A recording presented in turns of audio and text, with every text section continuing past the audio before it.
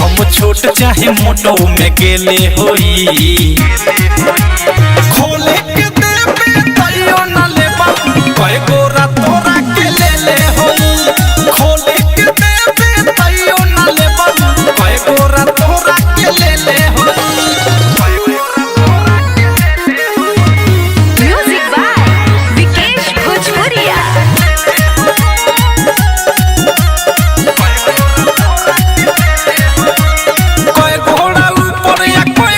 कपड़ा ले खातुर सामान के पीछे बाबा रे बाबा कोई घोड़ा ऊपर या कोई घोड़ा नीचे कपड़ा ले खातुर सामान के पीछे काल तोहर लाल लाल झूल गेलो दुनु ओहू में खाल तोरा भेले होई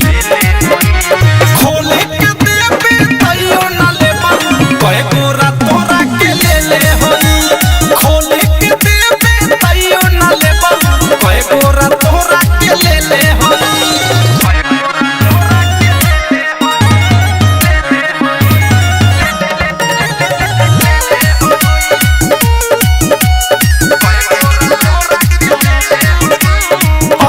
के टाइम खराब कइल महके दूरे से तोहर सामान बड़ी महके